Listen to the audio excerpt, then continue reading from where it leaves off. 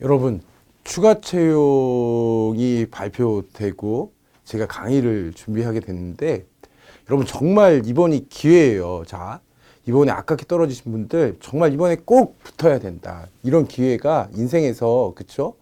저도 예전에 시험을 많이 쳐봤는데, 그쵸? 합격은 못했으니까, 그치?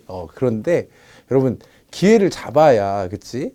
기회가 자주 오는 것이 아니니까 이번에 꼭 합격하셔야 된다. 그래서 제가 이번에 정보사회론 추가 채용 절대 예상 문제 특강이다라고 했어요. 절대 예상 문제 특강이라는 건 어때요? 여기서 난다는 거야. 그러니까 이것만이라도 어때요? 반드시 하고 간다. 그러면 여러분 꼭 합격할 수 있어요. 자, 이번 시험에서, 그쵸? 지난 시험이죠. 6월 달에 있었던 지난 시험에서 정보사회론 문제가 굉장히 어렵게 났었는데 이게 왜 어려웠느냐 하면 어때요? 우리가 보통 보는 조윤희 교수님 기본서에서 문제가 한 30%에서 40%밖에 나지 않았단 말이에요. 우리가 구급시험을 생각해도 어때요? 한 50% 정도밖에 나지 않았다. 그럼 나머지 문제들은 어때요? 지금 나머지 논문으로 채워야 되는데 제가 논문을 철저히 분석해서 시험에 날 수 있는 논문들을 철저히 분석해서 이 문제를 만들었어요. 물론 기본 강의 때 제가 논문을 강의를 하는데 여러분 논문 읽어봐도 어때요? 이게 어떻게 문제가 될까라는 거는 여러분도 그치 잘 모를 수 있잖아. 그래서 이제 문제를 이게 풀어보면서 그쵸 이제 우리가 이걸 이제 철저하게 대비할 수가 있다라는 거죠. 제가 진짜 이제 제가 자신 있게 말씀드리는데 자 이번 강의를 본 사람과 보지 않은 사람으로 합격자가 갈릴 거다라는 거죠. 너무한 거 아니야? 너무한 거 아니야. 그쵸? 이런 강의는 대한민국에 없다라는 거죠. 자, 그래서 여러분 이제 나가보도록 할게요. 자, 산업혁명을 먼저 주제로 잡았어요. 왜 주제로 잡았냐면 사실 이런 게 시험에 날까 생각했는데 어때? 시험에 난다는 거죠. 산업혁명. 자, 우리가 산업혁명의 전개 과정이다. 그치? 전개 과정에 대한 설명으로 틀린 것. 자, 교수님들은 어때요? 연역을 되게 좋아해. 그래서 산업혁명이 어떻게 전개되어 왔는지를 물어본 거야. 자, 그리고 여기서 그러면 각 산업혁명은 어때요? 이게 우리가 생각을 해보면 이제 농업사회가 있었잖아요. 농업사회가. 그 다음에 이제 산업사회가 있잖아요. 산업사회. 그 다음에 어때요? 정보사회. 이렇게 시대를 이렇게 세 단계로 구분하는데, 자, 산업혁명은 어때요? 이 농업사회에서 어때? 산업사회로 갈 때, 그치? 농업사회를 산업사회로 변화시킨 혁명을 뭐라고 하는 거야? 이거를 산업혁명이라고 하는 거야, 그치? 그 다음에 여기서는 1, 2차 산업혁명이 되고, 그치? 산업사회가 정보사회로 이행할 때 일어난 혁명을 뭐라고 하는 거야? 이게 3차 산업혁명, 4차 산업혁명이다. 4차 산업혁명은 어때요? 정보사회가 어느 정도 진행된 다음에 일어난 거다. 이렇게 생각할 수가 있어. 자, 그러면 1차 산업혁명은 어때요? 영국에서 이제, 그치? 영국에서 일어났는데, 자, 1차 산업혁명의 가장 중요한 키워드는 뭐냐 하면 증기기관의 발명이다. 그치? 근데 여기서 이거는 우리가, 그치? 고등학교 때도 많이 들어본 거잖아요. 중학교만 나와도 아는 거다. 근데 수력을 기반으로 했다라는 거, 이것까지는 맞는 거야. 그쵸? 여기 기계화 혁명도 맞는 거예요. 근데 여기 틀린 거는 어때? 전기다.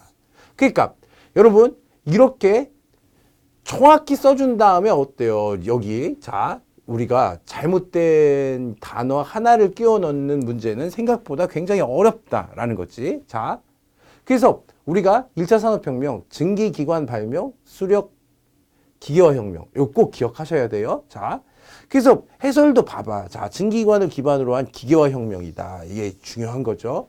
이렇게 꼭 알아두셔야 돼요. 자, 2차 산업혁명으로 포도주의 대량 생산이 가능해졌다라는 거죠. 자, 산업혁명이 18세기에 일어났다고 하면 어때요? 우리가 2차 산업혁명은 어때? 20세기에 일어난 거야. 그치?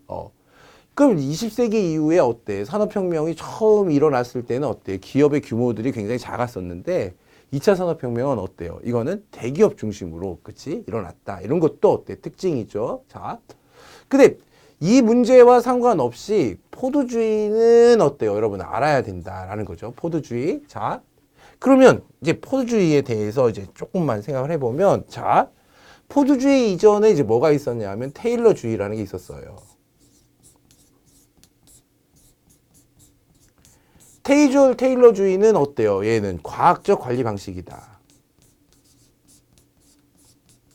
아, 굉장히 필기감이 좋네요. 과학적 관리 방식. 그 과학적 관리 방식이라는 게 뭐냐라는 거죠, 여러분. 우리가 이제 생각을 해보면, 자, 이런 거야. 자, 자동차를 만든다라고 했을 때, 그치? 자동차를 만든다라고 했을 때, 지금은 어때요? 우리가 바퀴 끼우는 사람 따로 있고, 설계하는 사람 따로 있고, 엔진 만드는 사람 따로 있고, 다 따로 만들잖아. 그래서 생산 과정을 잘게 쪼개서, 그쵸? 과학적으로 관리하겠다라는 게 어때요? 이게 과학적 관리 방식이에요. 그럼 이제 우리가 농땡이도 못 하는 거잖아. 그치? 과학적 관리 방식. 저기서. 여기다가 이제 어때요? 컨베이어 벨트가 도입된 게 이제 포드주의인데, 자, 사실은 포드주의와 테일러주의의 어때요? 이게 공통점이라고 하면 대량 생산이야. 대량 생산. 그쵸? 그러면 우리가 포드주의가 테일러주의와 차이가 나는 거는 어디냐? 그치? 얘는 본질적 차이는 어디에 있느냐 하면 이거는 어때요? 대량 소비체제가 확립됐다는 거야. 다시 뭐라고요? 대량 소비체제가 확립됐다. 그럼 여러분 잘 봐. 소비는 뭐에 의해서 가능한 거야, 이거는. 그치? 소득에 의해서 가능한 거잖아. 자, 그러면 포드주의 이전에 어떤 일이 있었냐 하면, 자, 이게 대공황이라는 게 있었어요. 이건 꼭 아셔야 돼요, 얘는. 자, 대공황이다라고 하는 건데, 이 기본적인 경제 시스템이 어떻게 돌아가느냐라는 걸 알아야 된다. 그치? 대공황이 뭐냐라고 했을 때, 이제 재고가 쌓이는 거예요, 재고가. 재고가 쌓이면 어때요? 그렇지. 여러분이 기업가라고 생각해 보세요. 자, 공장에, 그렇지. 창고에 물건이 쌓여. 팔리지도 않고. 그럼 뭐 해야 되겠어요? 생산을 줄여야 되지. 그럼 생산을 줄이면 어때요? 이게 생산을 줄이면 기계 앞에 놀고 있는 사람들은 어때요? 다 잘라야 되는 거잖아요. 이게 실업이다. 그렇죠? 그럼 실업이 증가한단 말이에요. 그럼 실업이 증가하면 어떻게 되겠어요? 소득이 줄어들게 되겠지. 그치? 소득이 줄어들면 뭐가 줄어? 소비도 줄어들어.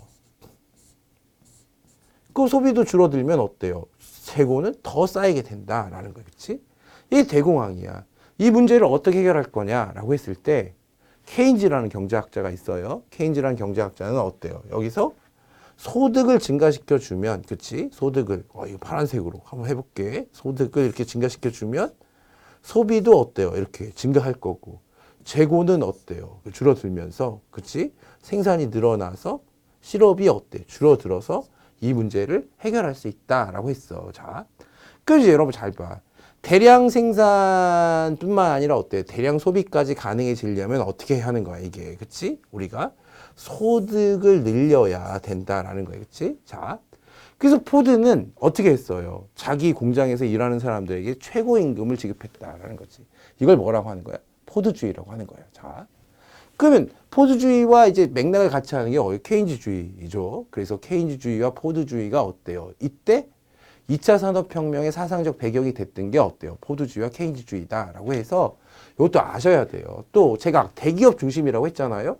포드가 어때? 그치? 포드, 자, 자동차 회사에서 그치. 엄청난 대기업이었다라는 거예요. 그치?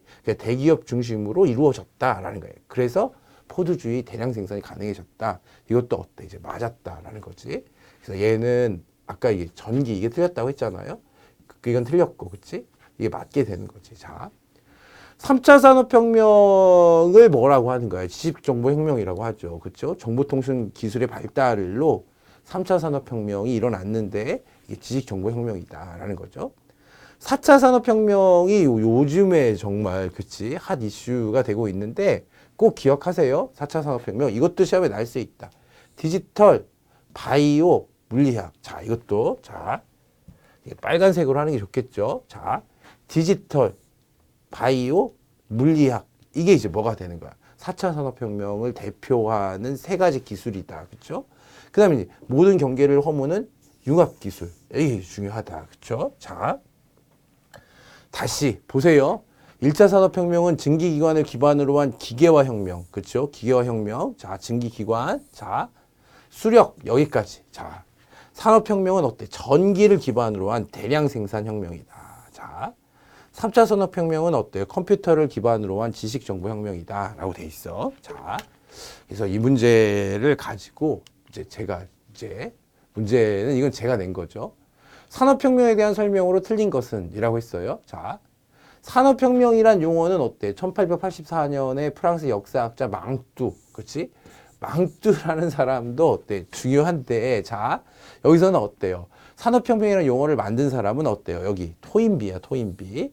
그러니까 시험이니까, 그렇지? 시험이니까 이런 것도 날 수가 있다라는 거지. 자, 그래서 망뚜가 아니라 토인비예요.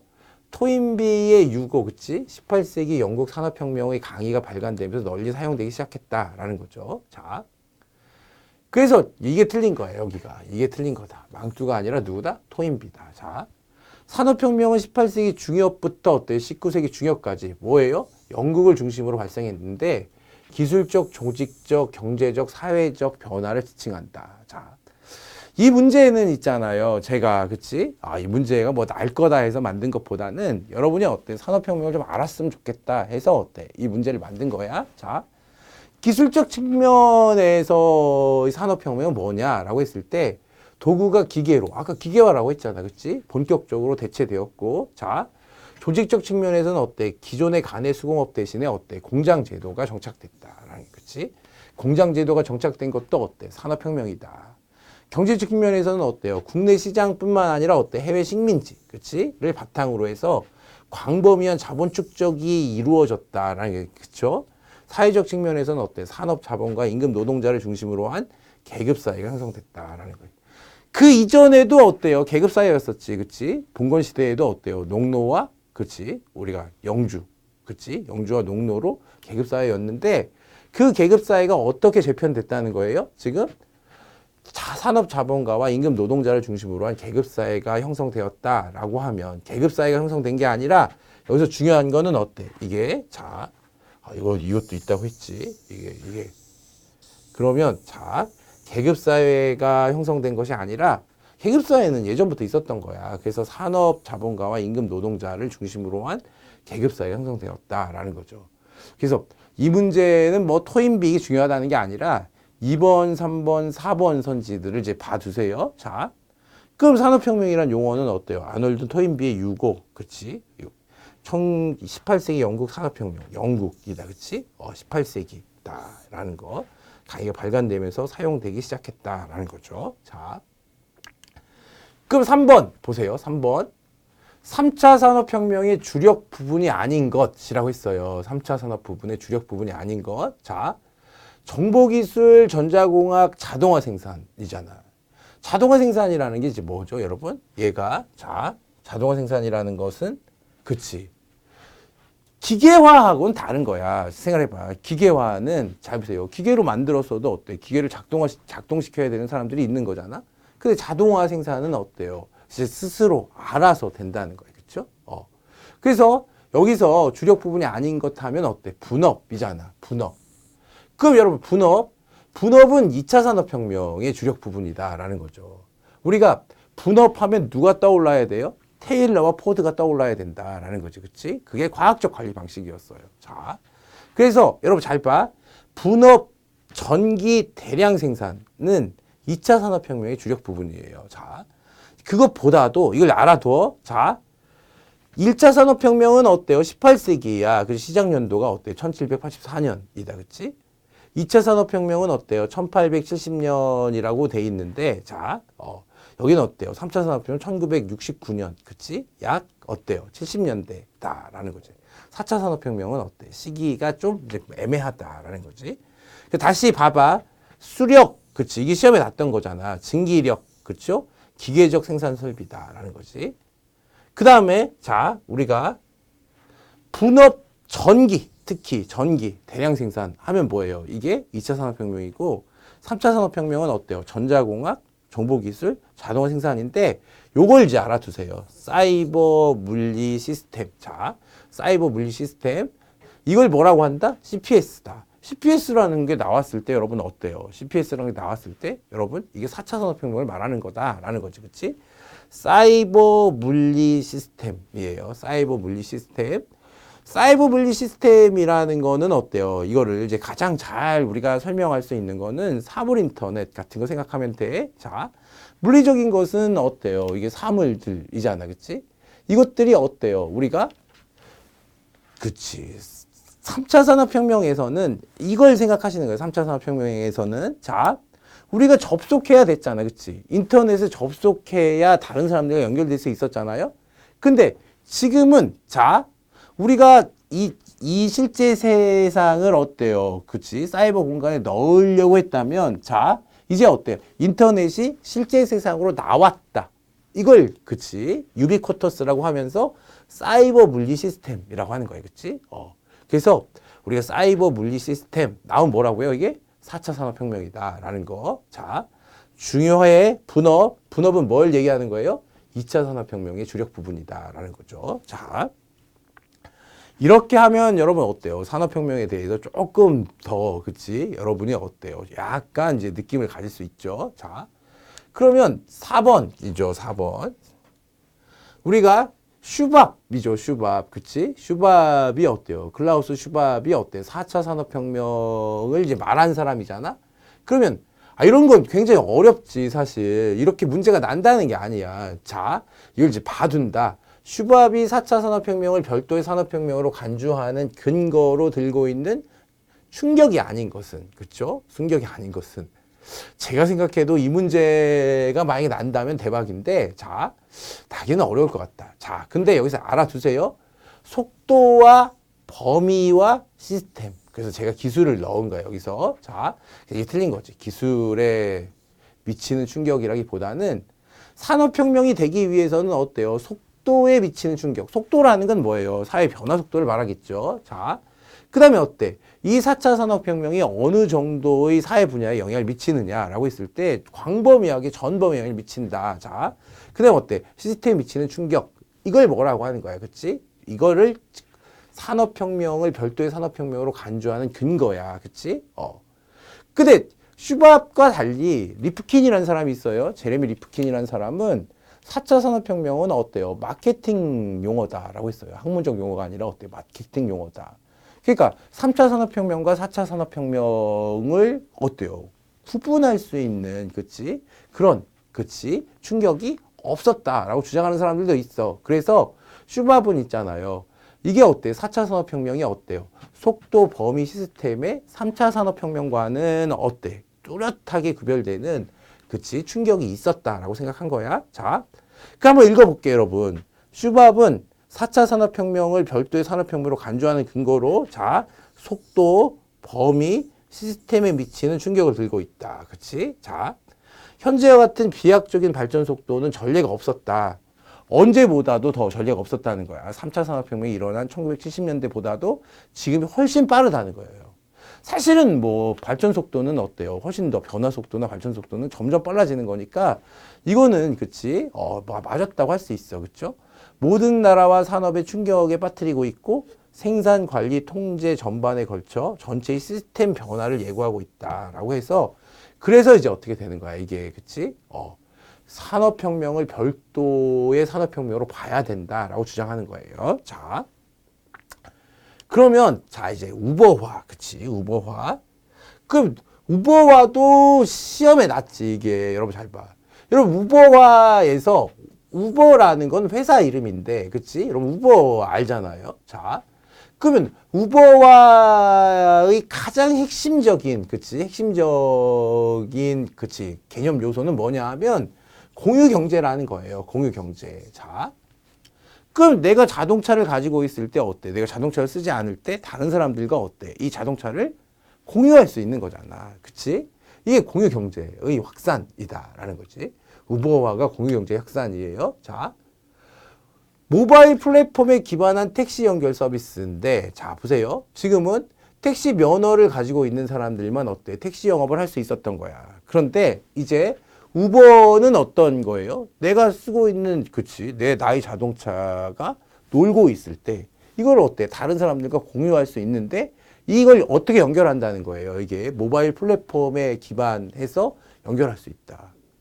해외여행 가보면 어때요, 여러분? 택시가 없어. 전부 우버로 타고 다닌다라는 거죠. 자, 그 이제 모바일 플랫폼에 기반한 택시 연결 서비스. 이게 뭐야? 이게 핵심 개념이지. 이게 우버야.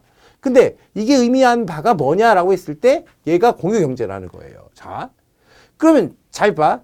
유유자산뿐만 아니라 유시각, 재능, 노동력의 공유까지도 확산하고 있다. 그치? 공유경제라고 했잖아. 그치? 그 공유할 수 있는 것이 어때요? 자산도 있지만, 그치? 시각, 재능, 노동력, 무엇이든 다 공유할 수 있다는 거예요. 근데 여러분 잘 봐. 전문 중개인에 의해 소유자의 요청에 공급자가 재화 서비스를 제공하는 경제활동이라고 돼 있는데 얘는 전문 중개인이 없는 거야. 중개인이 없이 모바일 플랫폼에 기반해서 어때요? 수요자와 공급자가 직접 연결된다는 게 어때? 이게 핵심적인 그치 요소예요. 자, 우버와는 자 해설 봐봐 여러분.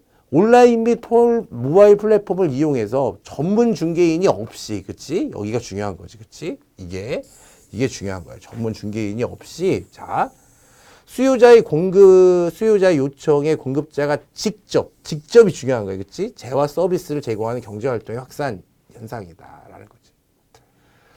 여러분, 이제 공유경제가 있잖아요. 그치? 우리가. 슈밥이 어때요? 뭐, 슈밥이 이런 얘기를 한 건 아니지만, 이제 생각을 해본 거야, 이제 우리가. 공유경제가 나타나면, 여러분, 이게, 자, 지금까지와는 전혀 새로운 세상이 된다는 거야. 이게 별거 아닌 것 같죠. 뭐, 택시인데 뭐, 그게 뭐, 얼마나 중요할까? 이런 생각할 수 있는데, 여러분, 내가 있잖아요. 자동차를 사는 이유는 뭘까요? 이거는. 내가 어디를 빨리 가야 되는데 어때? 지금 택시 잡기도 어렵고 하니까 어때? 자동차를 사는 거잖아? 근데 내가 차가 필요할 때 어때? 5분 이내로 언제나 온다라는 거지. 언제나. 5분 이내로 올 수 있다라고 하면 자동차를 누가 사겠어요? 이해하셨죠? 그러니까 자동차를 그럼 사람들이 다 안 사고 어때? 이제 갖고 있는 자동차를 공유한다라고 하면 지금과는 전혀 새로운 세상이 열릴 거다라는 거지. 그러니까 우리가 여기서 자동차만 공유하고 있지만 어때요? 이제 우리가 부동산이나 여러 가지를 다 공유할 수 있단 말이에요. 공장도 뭐 공유할 수 있고 하는 거니까 우버화가 아닌 것. 자, 근데 여기서 우리가 어떻게 빨리 공급할 수가 있느냐? 수요자에게 어떻게 빨리 공급할 수가 있느냐라고 했을 때는 중개인을 거치지 않고 어때요? 수요자의 요청에 공급자가 직접, 그치? 재화 서비스를 제공하는 경제활동의 확산이다라는 거예요. 그치? 생각보다 굉장히 중요한 문제예요. 이게 공유제, 그치? 공유경제, 우버, 동료 생산, 이것도 다 이제 의미가 있거든. 자, 이런 것들은 어때요? 자, 이제 여기서 생각해 보면, 자, 공유제를, 그치? 생산하는 방식은 어때요? 동료 생산이.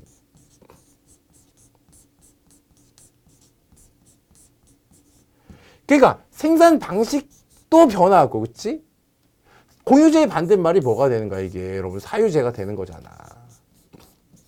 얘는 내가 배타적으로 쓸 수 있는 걸 사유제라고 하는 건데, 왜 공유하지 않고 사유하겠어요? 아이, 필요할 때 바로 쓰려고 사유하는 거지, 그치? 그런데 어때요? 이걸 공유할 수 있게 됐다면 어때요? 공유할 수 있는 세상이 열린다면? 그치. 얘가 이제, 그치. 혁신적인 변화가 일어날 건데, 사유제를 갖지 않아도 공유제만으로도 어때? 생활할 수 있게 되는 것은 뭐 때문이야, 이게. 그치? 자, 정보통신 기술의 발전 때문이다. 라는 거지. 그래서 요즘에 이제 화두가 되는 게 우버화다. 자, 그럼 이제 보세요. 또.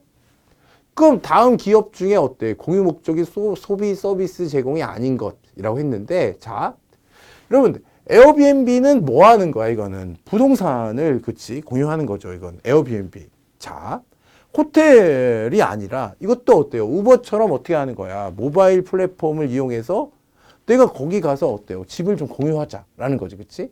그러니까 에어비앤비도 이제 이용해 보신 분들 있죠. 자, 그 다음에 우버다, 그치? 우버는 뭐 하는 거야, 이거는, 그치? 라이드 서비스를 제공하는 거잖아, 그치?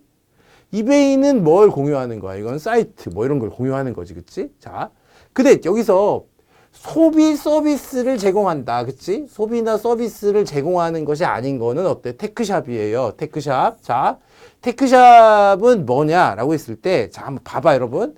테크샵은 2006년 10월에 짐 뉴턴과 리치 맥기라는 사람이 설립한 개방형, 그치? Do it yourself, 제작소다. 제작소라는 게 제작소. 누구나 자신이 원하는 걸 만들 수 있도록 해주겠다는 생각에서 탄생한 이 회사는 첨단 제조 설비를 갖춰놓고 어때? 일반인이 이용할 수 있도록 하고 있다. 누구든 회사가 정한 이용료만 내면 고가의 하드웨어 시설과 소프트웨어를 사용할 수가 있어요.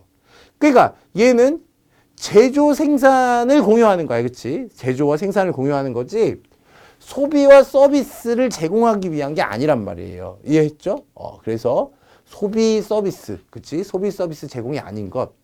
이거는 그치 테크샵이라는 것도 알아야 되고 에어비앤비라는 것도 알아야 되고 우버라는 것도 알아야 되고 이베이도 이제 알아야 되는 거잖아. 그치? 자, 그러면 여기서 이제 봐봐. 그 다음 문제를 보세요. 자, 에어비앤비나 이베이나 우버나 테크샵이나 다 뭐야? 이 기업이야, 기업. 그쵸? 자, 근데 공유 방법이다라는 공유 방법을 바르게 연결한 것은 이라고 했어요. 자, 그러면 여러분 생각해봐. 에어비앤비는 뭐야 이게, 그치? 숙박시설인데 나의 부동산을 어때? 숙박시설로 어때? 제공하는 거잖아, 그치? 그러니까 얘는 어때요? 자산임대. 야, 자산임대. 부동산이 자산이죠. 내 재산이란 뜻이야. 이걸 어때? 임대하는 방식이 에어비앤비란 말이에요, 그쵸? 이베이는 뭐 하는데? 얘는 매매 교환하는 데잖아, 그치? 이거는 이렇게 연결되는 거지, 그치? 에어비앤비는 자산 임대고. 우버는 어때요? 얘는 서비스를 제공한다라는 거지. 자, 그래서 여기서 맞는 거는 어때요? 테크샵이, 그치? 테크샵은 어때요? 제조와 생산이다라는 거겠지? 그러면 매매 교환, 서비스 제공, 자산 임대 이런 것들을 뭐라고 한 거야? 앞에서. 소비 서비스 제공이잖아. 그치? 자, 테크샵은 어때요? 제조 생산이다. 그쵸? 그래서 이거 알아두세요. 이 정도는 알아야 돼. 우버가 났으니까 에어비앤비가 날 수 있겠지. 에어비앤비는 자산 임대, 우버는 서비스 제공, 이베이는 매매 교환이 공유 방법이다라는 거죠. 이런 문제를 누가 만들겠어요, 사실. 그치? 여러분이 봐도 대단하지. 그치? 그래서 요거 이제 알아둬야 된다라는 거지. 자, 그 다음에 이제 또 보세요. 자, 동료 생산. 자, 보세요. 요즘의 핵심 키워드는 뭐라고 그랬어요? 그쵸? 공유제. 공유제의 생산 방식은 뭐다? 동료 생산이다라는 거지. 그럼 잘 보세요. 공유제 기반 동료 생산에 대한 설명으로 틀린 것이에요. 자, 그러면 공유제 생산 방식 동료 생산의 대표적 사례로는 어때요? 프리 오픈 소스 소프트웨어는 비전유적 모델을 위한 공동적 노력에 기반한 소프트웨어 개발 방식이다라는 거죠. 자, 그럼 비전유적 모델이라는 게 뭐냐라는 거지. 비전유적 모델. 자, 그럼 전유적 모델의 반대말일 거 아니야? 전유적이라는 게 뭐야? 내가 배타적으로 소유한다는 걸 전유적, 전적으로 내가 소유한다는 걸 전유적이라고 하는 거야. 그치? 배타적 소유를 전유적이라고 한다면 비전유적 모델이라는 건 어때? 공유야, 이게. 공유 모델이에요. 공유. 자, 그럼 나만 소유하고 나만 이용할 수 있는 게 아니라 어때? 함께 이용하고 함께 사용할 수가 있다는 거야. 그치? 근데 소프트웨어라는 건 어때요? 이 지식이니까 경합성이 없잖아. 그치? 내가 사용한다고 해서 다른 사람들이 못 사용하는 건 아니니까 함께 같이 사용한다라는 거지. 근데 여러분 생각해봐. 자, 이게 무슨 말이냐 하면 여러분 컴퓨터에 어때요? 운영체제를 깔았다라고 하면 이걸 어때요? 다른 사람이 이거 쓸 수 있어? 그건 다 어둠의 경로로 다운받아서 쓰는 거지. 그러니까 소프트웨어도 어떻게 되는 거야? 프리 오픈 소스 소프트웨어가 아니라면 어때요? 이건 나만 쓰는 거잖아. 이해하셨죠? 근데 이 프리 오픈 소스 소프트웨어는 어때요? 누구나 다 함께 사용할 수 있다라는 소프트웨어를 뭐라고 하는 거예요? 프리 오픈 소스 소프트웨어라고 하는 거예요. 자, 프리라는 건 무료라는 뜻이야. 무료. 그치? 자, 그 다음에 오픈 소스다라는 건 어때요? 소스를 공개해서 어떻게 하는 거예요? 누구라도 수정할 수 있다라는 거예요. 그치? 그 다음에 이건 함께 만드는 건데, 자, 협력적, 그치? 생산을 통해서 어때? 함께 만드는 건데, 이렇게 만들어진 소프트웨어는 어때요? 뭐 어떤 사람이 배타적으로 사용하는 게 아니라 함께 사용한다라는 거예요. 그치? 공동적 노력에 기반한 소프트웨어 개발 방식이다라는 거죠. 그럼 여기서 잘 보세요. 컴포넌트 소프트웨어다라고 하면 컴포넌트 소프트웨어라는 건 뭘 뜻하는가? 이거는 소프트웨어가 이제 구성된 거지. 옛날에 이제 여러분 지금은 뭐 그런 게 없지만 옛날에 오디오를 뭐라고 불렀어요? 컴포넌트라고 불렀었다. 그치? 컴포넌트는 이제 여러분 잘 모르겠지. 여러분은. 그치? 그러면 어때요? 우리가 앰프도 있고, 뭐 데크도 있고, 그치? 이퀄라이저도 있고, 이런 것들 컴포넌트라고 하는 건데, 컴포넌트 소프트웨어 또는 프로젝트 결과물을 전부에 대한 베타권을 주장하지 못한다. 배타권을 주장하지 못한다는 게 뭐야, 이게. 얘가 비전유적 모델이지. 자, 그러면 프로젝트 결과물이 특정한 개인에게 귀속되지 않도록, 그치? 프로젝트 결과물이 특정한 개인에게 귀속되지 않도록 하는 거. 이 사람만 쓰는 게 아니라 어때요? 누구라도 쓴다. 자, 그러면 돈을 내지 않아도 프리로, 그치? 자, 무료로 사용할 수 있다는 게 귀속되지 않도록 참여자들의 저작권은 인정되지 않는다라고 했는데 얼마나 맞아 보여. 근데 저작권이 인정된다는 거예요. 그쵸? 다시 여러분 잘 봐. 오픈소스 소프트웨어도 어때요? 이게 창작물이기 때문에 창작물에 대한 권리를 사용할 수 있어. 그렇지만 어때요? 오픈소스 소프트웨어는 어때? 이거를 허용한 거야. 그럼 잘 보세요. 이게 그치. 뭐 이게 내 거다 그러면 어때? 내가 마음대로 줄 수 있잖아? 그럼 창작물이 내 거라고 하면 저작권자들이 누구라도 사용할 수 있다라고 하면 누구라도 사용할 수 있게 되는 거잖아. 이해하셨죠? 그래서 뒤에 가서 이제 오픈소스 소프트웨어에 대해서 조금 더 자세하게 볼 건데, 자, 오픈소스 소프트웨어 또는 프로젝트 결과물은 어때? 베타권을 주장하지 못하지만, 그치? 사실은 우리가, 잘 생각해봐. 사실은 베타권을 인정해 주기 위해서 어때요? 저작권을 인정하는 건데, 자, 그래서 이게 틀리기 쉬운 거야. 저작권에 대해서 여러분 공부를 하고 나면, 맞지, 당연히, 그치? 프로젝트 결과물이 특정한 개인에게 귀속되지 않도록 참여자들이 저작권 인정되지 않는다. 그럼 맞아 보이지만 오픈소스 소프트웨어에도 뭐가 저작권이 인정되고 특허권도 인정된다는 거야. 자, 꼭 알아두셔야 돼요. 그래서 여러분 잘 봐. 이거 여기서는 하나만 정리하고 갈게. 지식재산권이라는 게 있어요. 지식재산권이다. 그럼 지식재산권에는 어때요? 이게 두 가지가 있는데 산업재산권과 저작권이 있어.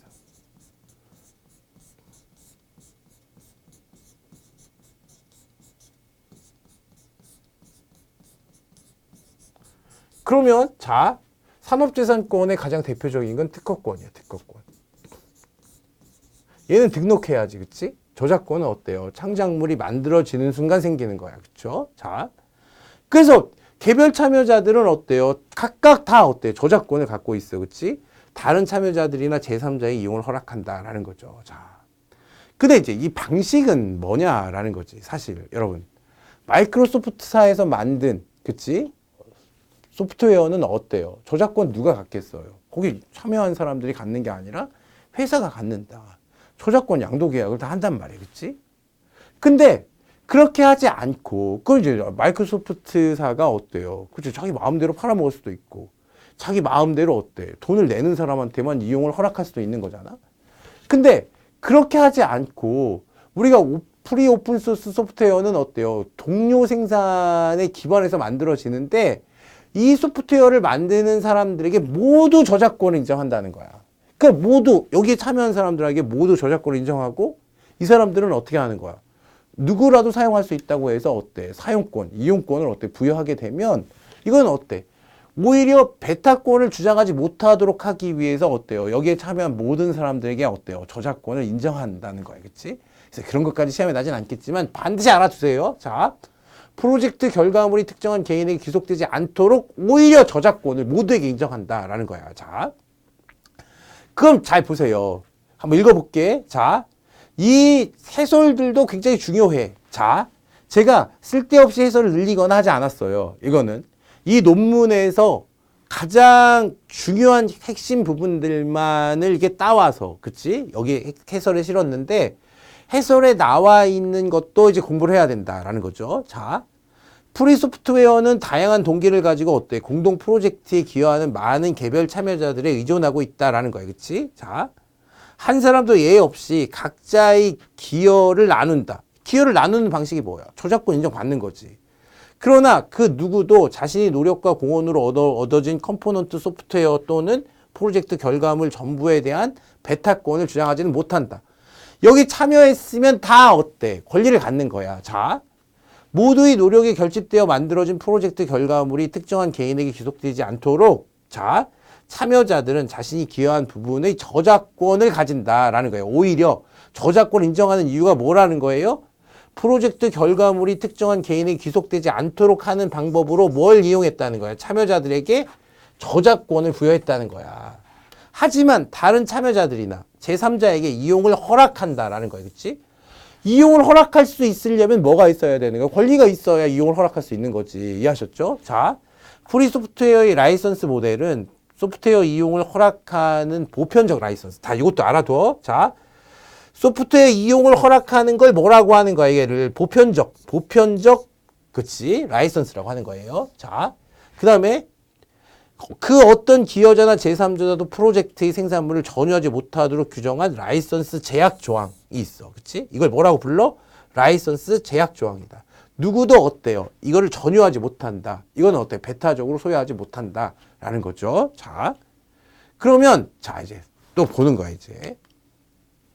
그러면 또 보세요. 자, 공유제 기반 동료 생산에 대한 옳은 것은, 자, 뭐 똑같은 문제 아니야? 아니야. 여기 틀린 것인데, 여러분 옳은 것이라고 하면 여러분이 어떻게 돼? 이거는 그치? 아, 어렵다. 자, 여러분 사실은 기출 문제에 왜 틀린 것이 많이 나는 거냐라고 하면, 그치? 틀린 것이 왜 많이 나는 거냐 하면 옳은 것을, 그치? 묻기가 더 어려워. 문제 내기가 옳은 것이 어렵단 말이에요. 그래서 어때? 그냥 잘 봐. 문제를 낼 때 이렇게 낼 수 있잖아. 그치? 책에서 다 하다가 한 문장만 딱 바꾸면 틀린 거잖아. 그치?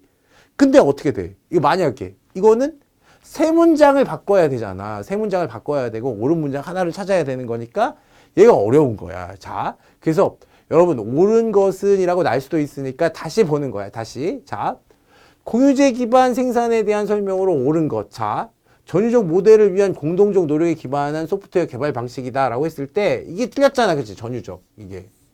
그러니까 하나씩 찾아낼 수 있어야 돼요. 자, 컴포넌트 소프트웨어 또는 프로젝트 결과물 전부에 대한 배타적 권리를 주장할 수 없다. 그치? 주장할 수 없지. 배타적 권리를 주장할 수 없다는 게 공유제야. 자, 공유제란 말. 그치? 프로젝트 결과물이 특정한 개인에 귀속되지 않도록 참여자들이 저작권 인정되지 않는다. 저작권 인정된다. 라는 거죠.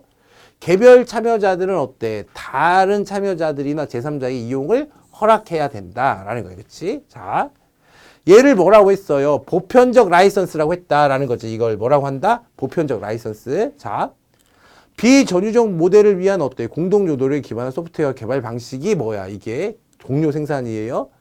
자, 아까 뭐 다 읽어본 거니까 배타권 주장하지 못한다라는 거지. 자, 그래서 얘가 옳은 거다. 외울 수밖에 없다 이렇게 하면, 그치? 여러분 외울 수밖에 없어. 그래서 어때? 여러분 이것만 딱 풀어도 여러분 어때요? 시험에 날 수 있고 요즘에 굉장히 이슈가 되는 문제들을 다 해결할 수 있다라는 거죠. 자, 그럼 이제 이게 시험에 났었지. 여러분 얼마나 쉬워. 그치? 다음 중 동등한 위치에서 자발적으로 협력해서 만드는 거야. 이거는. 자, 생산 모델을 가리키는 말로 옳은 것. 자, 뭐예요? 동료 생산입니다. 사실은 있잖아요. 집단 지성도 어때요? 어떻게 만들어지는 거야? 이것도 동료 생산으로 만들어지는 건데, 이거는 집단 지성은 어때요? 지식의 결과물. 사실은 오픈소스 소프트웨어도 어때요? 이것도 오픈소스 소프트웨어도 어때? 이것도 동료 생산의 결과물이고 집단 지성이라고 할 수 있지만, 보다 적합한 건 뭐가 되는 거야? 동료 생산이 되는 거죠. 자, 그래서 동료 생산 봐봐. 자, 시장 논리나 조직의 위계로부터 자유로운, 다시 조직의 위계 꼭 알아두셔야 돼요. 시장 논리. 그러니까 이 시장 논리와 조직의 위계에 반대가 되는 게 뭐야? 이게 동료 생산이에요. 이거 시험에 날 수 있다. 그렇지? 자,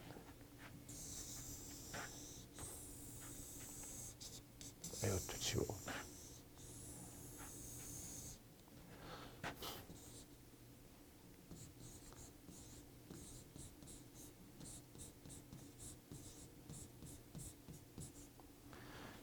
자, 보세요, 여러분. 시장 논리는 어때? 이게 패턴적으로 소유할 수 있어야 어때? 팔아먹을 수 있는 거잖아. 얘는 팔지 않겠다는 거지. 동료 생산의 결과물을 어떻게 해? 팔지 않겠다. 그렇지? 누구라도 자유롭게 이용할 수 있도록 해주겠다라는 거지.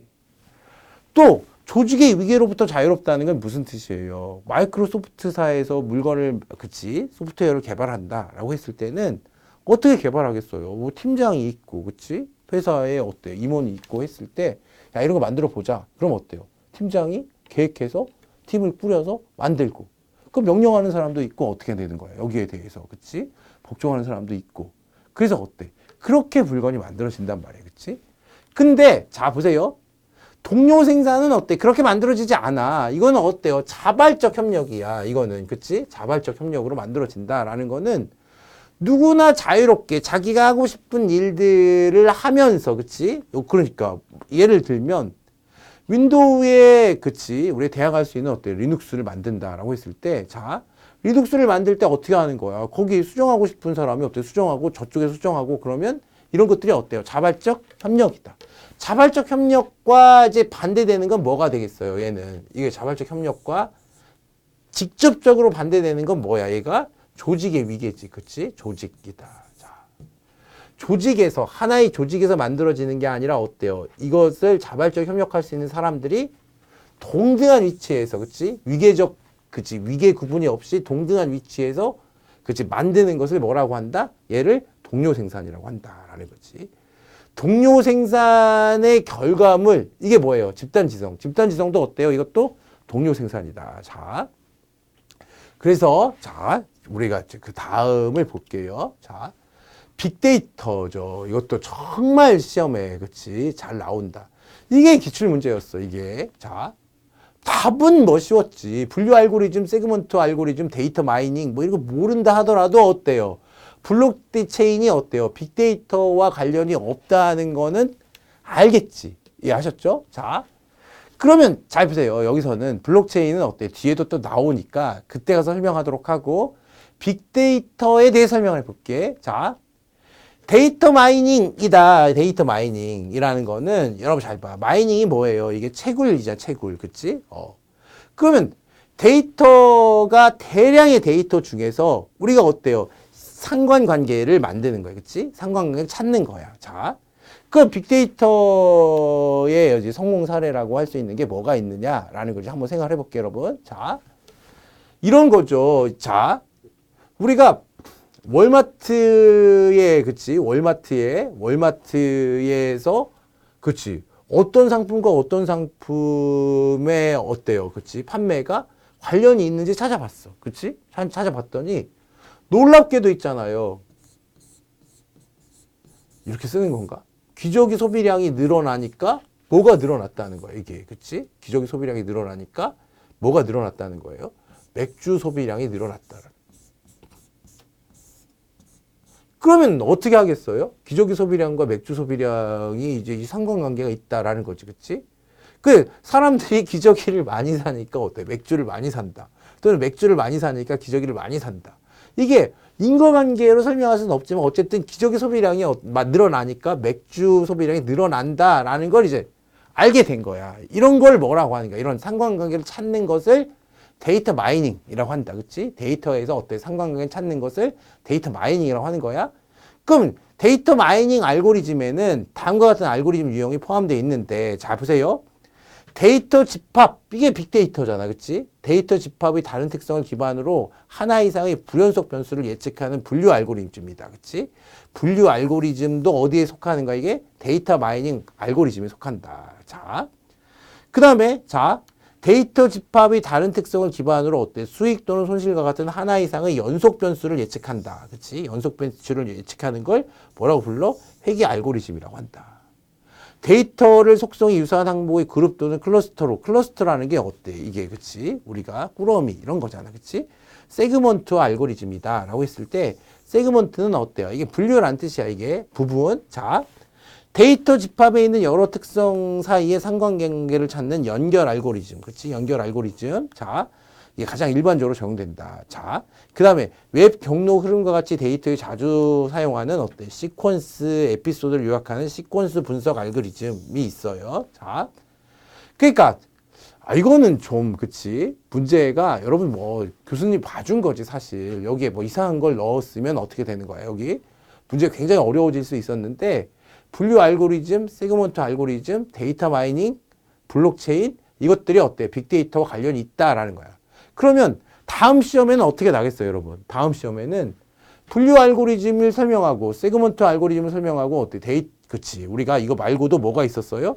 시퀀스 분석 알고리즘과 어때? 연결 알고리즘이 있었는데 이런 것들을 어때요? 다르게 설명한 다음에 어때? 찾아봐라. 이런 문제도 날 수 있다는 거야. 그치?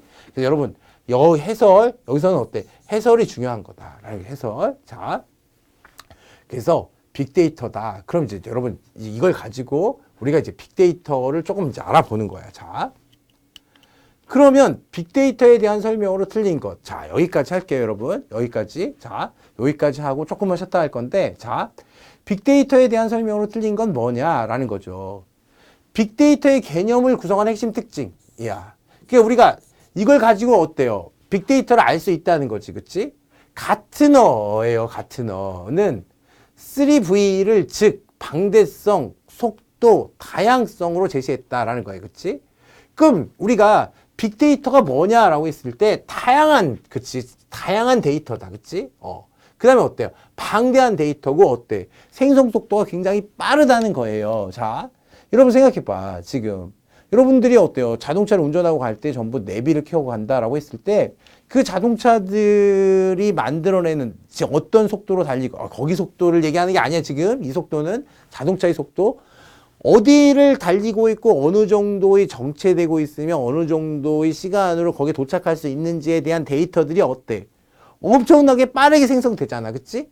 그럼 잘 보세요. 이거는 괜찮다라는 거야. 빅데이터는. 자, 보세요.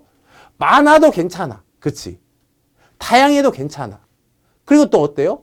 생성 속도가 빨라도 괜찮아. 다 이걸 어떻게 할 수 있다는 거야. 분석할 수 있다라는 거야. 그래서 빅데이터의 개념, 자, 방대성, 속도, 다양성을 제시했다라는 거죠. 그러면 잘 보세요. 빅데이터에 이거한 분석은 어때? 귀납적 연구에 보다 친화성을 갖는다라는 거겠지? 지금까지 연구는 어떻게 이루어졌냐 하면 이렇게 연구는 이렇게 이루어졌어요. 연구 주제 선정. 연구 주제를 먼저 선정해. 그러면 잘 보세요. 이제 선행 연구를 해. 선행 연구는 어때요? 이론들을 보는 거야. 지금까지 나온 이론들. 그 다음에 선행 연구를 검토해서 어때요? 가설을 설정해. 그치? 결론. 그치? 우리가 잠정적 결론이라고 하는데 가설을 설정해. 가설을 설정한 다음에 어때요? 어떻게 연구할지 연구 설계를 해. 그 다음에 어때요? 자료를 수집해. 자료 분석. 이게 시험에 난다는 게 아니다, 여러분. 이게 일반적인 어때요? 연구 방법이었어, 지금까지는. 자료 분석하고 가설을 검증한 다음에 결론 도출면 일반화다.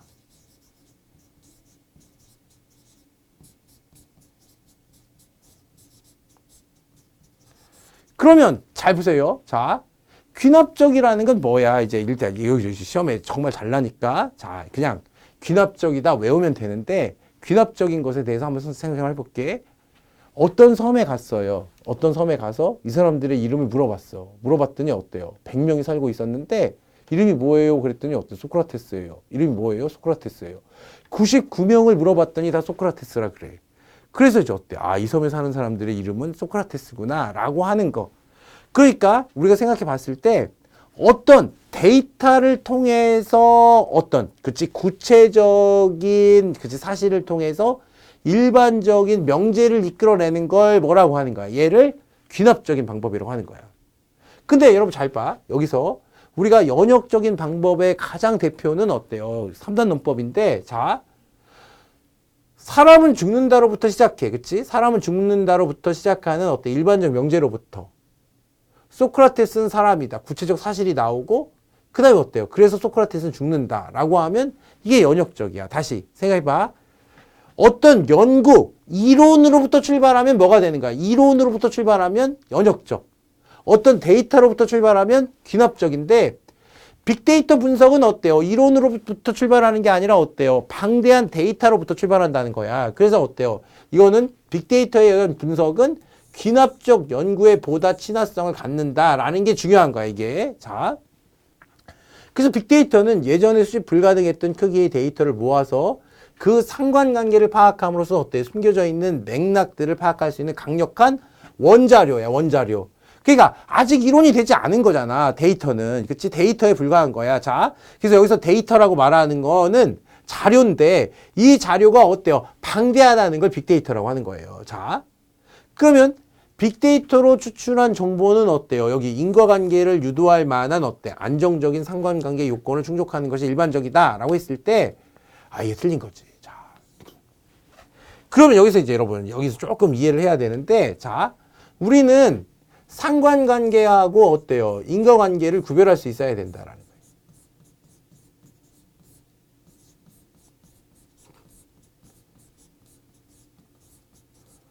그걸 여러분 잘 봐. 이제 생각을 해보는 거야. 여기서 여기 가격이 있고, 그치? 뭔 미친 소리야, 그치? 자, 가격이 여기 있는 게 아니라, 자, 여기 생각해 봤을 때 여기 수량이 있고 여기 가격이 있다라고 하면 얘는 어때요? 이게 수량과 가격 사이에는 어때요? 이게 수요곡선이잖아요. 수요곡선. 그 얘는 가격이 높아지면 어떻게 돼?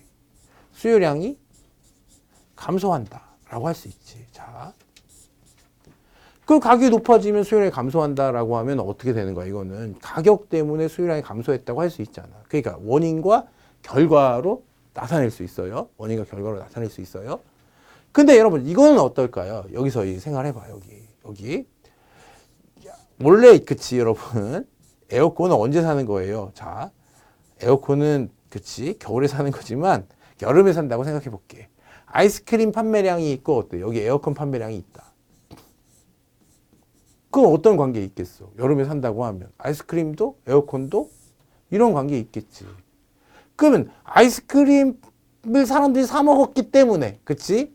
에어컨을 산다는 거는 어때? 이건 말이 안 되는 거잖아. 이해했지? 그러니까 단순한 관계를 나타내는 게 상관관계야. 이해하셨죠? 근데 이 상관관계에서 어때? 인과관계를 어때? 뽑아내려고 하는 거야. 그치? 그래서 상관관계를 어때요? 그치? 상관관계를 찾아내는 거. 그치? 상관관계를 파악함으로써 이 상관관계에서 숨겨져 있는 맥락을 파악할 수 있는 강력한 원자료가 될 수 있다. 제가 아까 말하려다가 말았는데 그게 뭐냐 하면 이런 거예요. 월마트에서 아까 뭐예요? 아까 제가 뭐라고 그랬죠? 기저귀가 많이 팔리니까 어때? 맥주가 많이 팔렸다라고 했어. 그래서 거기서 이제 그걸 왜 기저귀가 많이 팔리니까 왜 맥주가 많이 팔리는 걸까? 이런 생각해 봤더니 아내가 이제 어때요? 남편한테 어떻게 하는 거야? 자, 퇴근할 때 월마트 들려서 뭘 사와라? 기저귀를 사와라. 하면 어때요? 굉장히 피곤한데 어때? 기저귀 사러 가면 굉장히 어때? 이게, 그치? 얘가 짜증나는 일이잖아. 그때 이제 어때요? 자기한테 선물을 주기 위해서 어때? 맥주를 함께 사갔다는 거야. 그래서 어때요? 월마트에서 어때요? 기저귀 옆에다 맥주를 놨더니 어때요? 훨씬 더 매출이 증가했다라는 거지. 이게 사실 월마트에 있었던 게 아니라 어때요? 이게 작은, 그치? 그건 빅데이터가 아니라 작은 상점에서 있었던 일이다. 뭐 이런 얘기도 있고 한데 어쨌든 그게 어때요? 그러니까 처음에 잘 봐. 기저귀 판매량하고 어때요? 그치? 맥주 판매량 사이에 상관관계를 찾아낸 다음에 왜 이런 일이 있었을까를 생각해 보는 거야. 상관관계에 숨겨져 있는 맥락들을 파악하는 강력한 원자료가 되는 게 뭐야? 이게 빅데이터야. 자, 그럼 빅데이터로부터 인과관계를 유도할 만한, 그러니까 여러분 잘 봐요. 여기서 중요한 거는 상관관계와 인과관계 다르다는 거야. 얘는 단순히 관계가 있다는 것과 어때요? 원인과 결과로 명확히 나눠진다는 건 다른 말이잖아. 지금 아까 아이스크림 판매량과 어때? 에어컨 판매량은 어때요? 얘는 상관관계는 있지만 인과관계는 없는 거잖아. 그치? 그러면 정보는 인과관계를 유도할 만한 어때? 안정적인 상관관계 요건을 충족하는 것이 일반적인 게 아니라 그런 신화는 있잖아요. 기저귀와 어때요? 맥주 판매량의 상관관계 신화는 어떻게 되는 거야, 얘는. 그치? 그치. 수많은 데이터들 중에서, 그치? 신화라고 하는 건 어때요? 몇 개 안 된다는 거잖아. 그래서 4번 읽어보세요. 빅데이터가 예전에 수집 불가능했던 크기의 데이터를 모아서 상관관계야, 여러분. 상관관계를 파악하는 거야. 파악함으로써. 여기 인과관계로 나오면 틀린다. 그치? 숨겨져 있는 맥락들을 파악할 수 있는 강력한 원자료가 되었다는 주장은 그 자체로 타당하다. 여기서 한 가지 짚고 넘어갈 사실은 빅데이터로부터 추출한 정보가 광의의 의미에서 통계적 유용성을 가짐에도 불구하고 굉장히 유용함에도 불구하고 현재 국가 통계로 승인된 사례가 극히 없다는 거야. 자, 그 이유는 각국 통계청 내의 보수성도 있으나, 그치? 통계청은 어때요? 정확한, 그치? 데이터만 제시해야 되는 거니까 어때요? 정확한 통계만 제시해야 되는 거니까 어때요?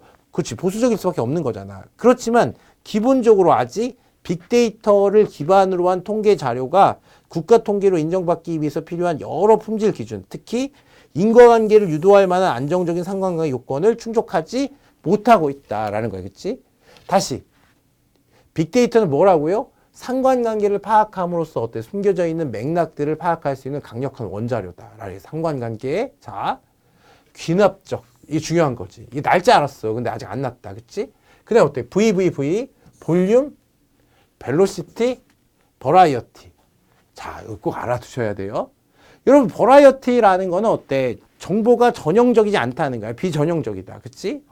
그러니까 유형이 전형적이지 않고 어때? 비전형적이라고 해서 어떤 그치 데이터도 다 쓸 수 있다는 게 빅데이터예요. 자, 그러면 자, 그렇지 하나만 여기까지만 하고, 그렇지? 조금만 쉬도록 할게요. 빅데이터에 대한 설명으로 틀린 것은 이라고 했을 때